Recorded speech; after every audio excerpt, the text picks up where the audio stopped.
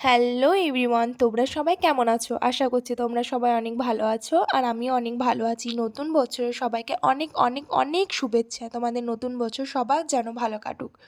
তো আজকে নতুন বছরে তোমাদের জন্য নিয়ে চলে এসেছি ছোলো ভাটোরা আর তার সঙ্গে ফুলকো ফুলকো লুচি। তো চলো রেসিপিটি স্টার্ট করা যাক।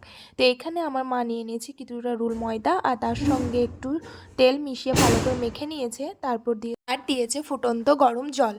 এই জলটাকে দিয়ে ভালো করে আমাদের একটা ডো রেডি করে নিতে হবে। ডোটা রেডি করার পর আমাদের কিছুক্ষণ এই ডোটাকে রেস্টে রাখতে হবে, যেন মানে খুব নরম হয় লুচিটা, সেই জন্য কিছুক্ষণ রেস্টে রাখতে হয়। তো এখানে আমাদের লুচি করার জন্য ছোট ছোট শেপ দিয়ে নিয়েছে।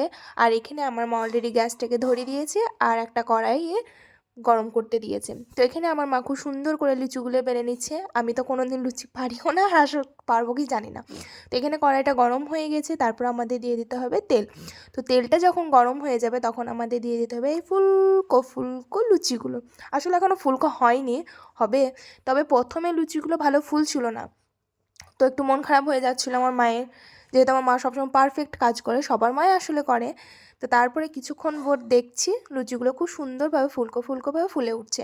তো এখানে কিন্তু আমাদের সমস্ত লুচিগুলো হয়ে গেছে। তো এখানে লুচিগুলো তো হয়ে গেছে, এবার কিন্তু আমাদের করতে হবে ছোলা বটোরা। তো এখানে আমার মা আগে থেকে সেদ্ধ ছোলা রেডি করে রেখেছিল, আর ছিল একটা কড়াইয়ের মধ্যে সর্ষের তেল। আর এখানে আমার মা সমস্ত সবজি কেটে রেখেছিল, যেগুলো আমি স্ক্রিনের মধ্যে মেনশন করে দিয়েছি, তোমরা পোজ করে দেখে নিও। তো এখানে সর্ষের তেলটা যখন গরম হয়ে যাবে তারপর আমাদের দিতে হবে আদা বাটা আর 5 রকমের যেরকম লং টং এইসব দিতে হবে। আর দিতে হবে আমাদের মিক্স মশলা, যেরকম হলুদ গুঁড়ো এইসব। আর দেবে তোমরা আদা রসুনের পেস্ট, নুন দিয়ে ভালো করে আমাদের মশলাটাকে কষে নিতে হবে। যখন মশলাটা অনেকটা কষা হয়ে যাবে তখন আমাদের কিন্তু দিয়ে দিতে হবে টমেটোগুলোকে। তো টমেটোটা চলো সেদ্ধ করা যাক। আর তা করতে করতে এখানে আমার মা রেডি করছে চা পাতার একটা পানি তৈরি করছে। তো এখানে আমাদের কিন্তু মশলাটা ভালো করে কষা হয়ে গেছে। তারপরে কষা হয়ে গেলে আমাদের দিয়ে দিতে হবে ছোলাগুলোকে। আর কালার আনার জন্য আমার মা যে চা পাতার জলটা রেডি করেছিল সেটা এর মধ্যে দিয়ে দিতে হবে, যেন কালারটা খুব সুন্দর। তো যখন আমাদের ওই জলটা মিক্স করা হয়ে যাবে তখন আমাদের কিছুক্ষণ রেস্টে রাখতে হবে। তো এখানে আমরা কিছুক্ষণ রেস্টে রাখি, আর এইদিকে আমার মা একটা রেডি করে নেবে ছুঁক। তো ছুঁকটা রেডি করার জন্য দিতে হবে সর্ষের তেল, জিরে আর কয়েকটা কাঁচা লঙ্কা। আসলে এই ছুঁকটা দিলে ছোলা বাটারের স্বাদটা কিন্তু আরও দ্বিগুণ হয়ে যায়। তো এই ছুঁকটা আমাদের রেডি করা হয়ে গেছে, আর এইদিকে আমাদের কিছুক্ষণ রেখেছিল রেস্টে। রাখার পর এখানে দিতে হবে মিট মশলা আর দিতে হবে আমাদের ধনে পাতা। তো এই দুটোকে ছিটে দেওয়ার পর আমাদের এবার দিয়ে দিতে হবে ছুঁকটাকে, যে ছুঁকটা আমরা রেডি করেছিলাম। তো ছুঁকটাকে আমাদের এর মধ্যে দিয়ে দিতে হবে।